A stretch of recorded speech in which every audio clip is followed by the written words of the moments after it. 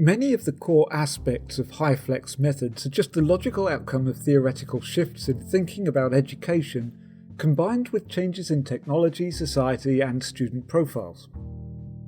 Here are 3 things that have contributed to making this a relevant discussion.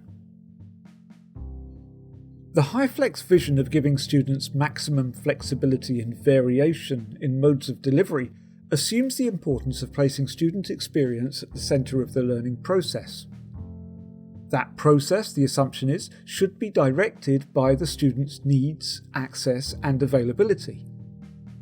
This reflects a shift of focus away from the instructor and towards the student as the centre of the learning process, and such a shift is a core feature of constructivist ideas about education that have underpinned many dominant ideas about learning design in recent years.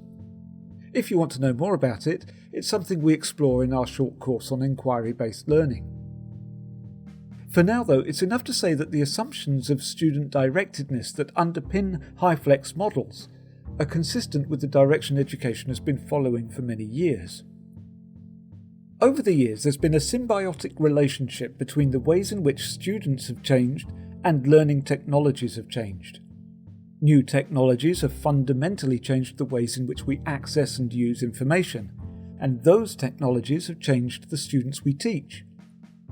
The advent of a world where you can share information over the internet has come hand in hand with the advent of students who use the internet. The advent of a world where it's possible to Google things has come hand in hand with the advent of students who Google things. In many ways, the distinctions we make then between online students and traditional classroom students is a moot one. They're all online. Educational technologies have for a long time attempted to bridge the gap between the online world and the classroom, most notably with learning management systems like Moodle, Canvas, Blackboard, and so on. An online environment that, to a large extent, either offers an online support to traditional classroom practices, just teach as usual but now you can put your PowerPoints online as well, or attempted to mirror those traditional classroom practices. You can now do your classroom discussion online with a forum. But while educational technologies have been ploughing this field for many years, more recently, educational practices have started to look more closely at how learning design can similarly start to bridge that gap.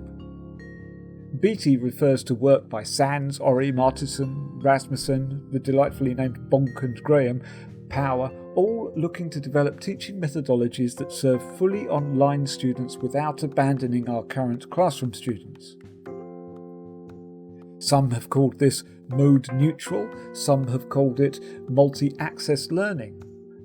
All of them may perhaps more simply be categorised as forms of blended learning, an approach to learning in which traditional classroom practices are blended with online learning. And if you haven't heard of blended learning, then firstly, where have you been? But secondly, why not have a look at our lovely online course on blended learning? Now, COVID has become the convenient new excuse for any new social phenomenon we haven't quite got our heads around yet. In many ways, COVID is the new postmodernism. When in the past we might have safely blamed inexplicable youth culture on postmodernism, secure in the knowledge that nobody could ever prove us wrong, we can now blame any chaos in the world on COVID with equal complacency. Over the last year, someone has set a figurative bomb under our understanding of online learning, and it's all the fault of COVID, obviously. Both students and teachers have been locked in their homes, given an internet connection and simply told to get on with things. And faced with this new reality, a new set of questions have emerged about the very nature of learning design.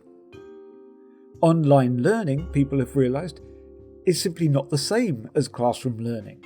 What works for one won't necessarily work for the other. Lockdown learning has called time on narrow views of blended learning as simply repeating classroom activities online, or vice versa. Teaching online requires its own design, its own methodology. And if we want classroom teaching and online teaching to work together effectively, then it may well require a radical rethinking of the teaching values that shape our organisations from the top to the bottom. Hyflex may not be the answer to the kinds of questions all educational institutions are facing in a post-COVID world, but it is part of that same debate and brings with it some highly useful evidence that can help us as we grapple with those questions. So these are just some of the reasons why Hyflex is something we're talking about now,